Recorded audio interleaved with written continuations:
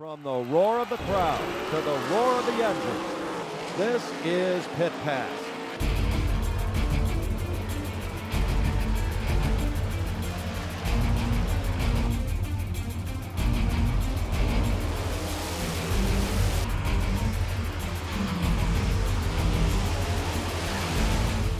Pit Pass is brought to you by Jake's Karts and by Buttonwood Campground. Here's your host, Ron Fox. Hello and welcome to the Memorial Day edition of Pit Pass. I hope you enjoyed your holiday weekend. I know mine was certainly busy. Although I enjoy going to racetracks I've never been to before, it's also nice to make it back to my old stomping grounds here in central Pennsylvania. So Saturday, I made the trek to Thunder Valley Raceway. The night was billed as the Windmill 100 for obvious reasons. The Summerlates were the headliners for the night as they opened things off with a 40-lap feature event. On the start, Jeff Benson takes the lead from pole sitter Bill Pluta. For a number of laps, Greg Cornell dogged Benson with the yellow 38 of Brian Duffy not far behind. On lap 9, Cornell even led a lap, but Benson wasn't ready to play second fiddle to the 3 machine. The 96 of Jim Saylor was running a strong fourth when he slides a little too high, losing many positions. On lap 25, Duffy tries the inside of Cornell. Contact between them would cut a tire on the 38, ending a solid run. Gotta love the calls from Mike Satoski. Anyway, on lap 29, Jason Van Gilder's top 5 run ends after a self-spin. Oh yeah, remember the 96 of Jim Saylor who lost all of those spots earlier? Well, here he's running 4th, and here he's spinning. After 40 laps, Benson was strong enough to hold off Cornell to pick up his first Summerlate win. Jeff, congratulations on the win. It seems like you and Cornell were fairly even, but the longer stretches you start to pull out a little bit. Yeah, he's a good competitor. I think we just had a little bit better tire setup than him tonight. Little, maybe not tires, but the whole setup. We changed a few things from the last couple of weeks, and I think our car was just a little bit better than his tonight. But what a competitor he is. He was beside me several times. I heard him a few times. I saw him a couple of times. I just had my mind focused on not making any mistakes because I knew he would get me. What was your strategy for those 40 laps?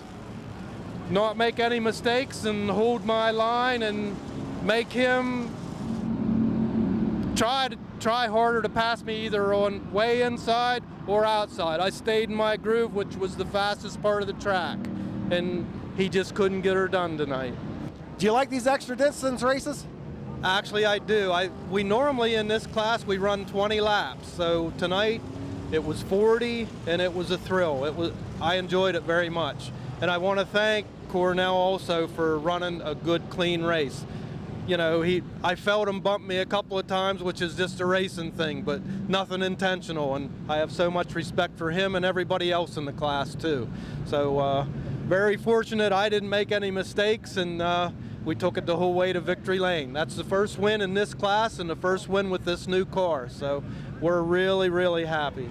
Seems like it was an emotional win for you too. It was too, yeah. This is my first year racing without my father. He never got to see this new car run. And he's with me, but he's not here, So I love him to death, so I miss him so much. In the Summerlates, Ray Sheets took 3rd, with Zane Wheat 4th, and Jim Saylor battled back for 5th. The limited late models made their first appearance at Thunder Valley in 3 years. After 2 failed starts, they got underway with the Blue 50 of Jake Griffith leading the first 3 laps. Matt Emmerich then took over the lead, while here is Brian Leslie taking over 2nd from Griffith on lap 7. The 8 of Matt Sponhogel would pressure the 50 as they battle for 3rd place. Lap traffic would play a part as Leslie catches Emmerich as they encounter slower cars. On lap 11, Sponhogel makes a daring move to the inside of Dale Claycomb. Griffith goes to the outside of Claycomb. They touch, sending Griffith spinning. Meanwhile, Rance Garlock and Mike Duck are involved in the incident. And Garlock isn't too happy with Claycomb, guessing they didn't have a cookout together this holiday weekend. On the restart, Leslie looks like he may have something for Emmerich. He shoots to the inside of the 85, but it's short-lived as Emmerich gains the advantage through turns 1 and 2.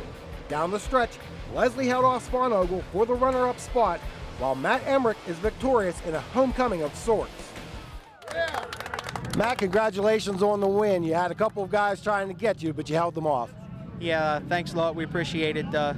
Yeah, a couple times there, Matt Spanogel got under me, and Brian Leslie got under me on the restart there at one point, but I knew those guys always raced me clean, so I wasn't too concerned.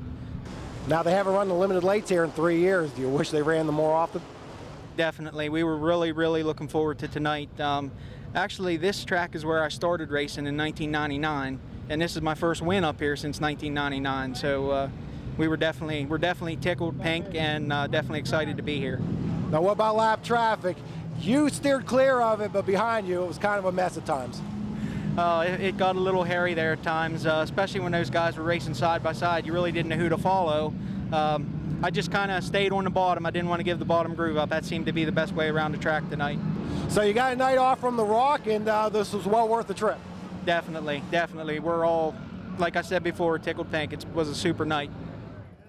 Here's your limited lates top 5. Curtis Heath took 4th, with George Dixon in the 5th spot. In the Pure Stocks, Sean Wiles picks up his first Thunder Valley win after coming from deep in the field. And Andrew Pluto bested 25 other 4-cylinder drivers in a race that saw 2 red flags. It was nice being back at Thunder Valley Raceway. Coming up, we'll have more highlights for you, so stay tuned.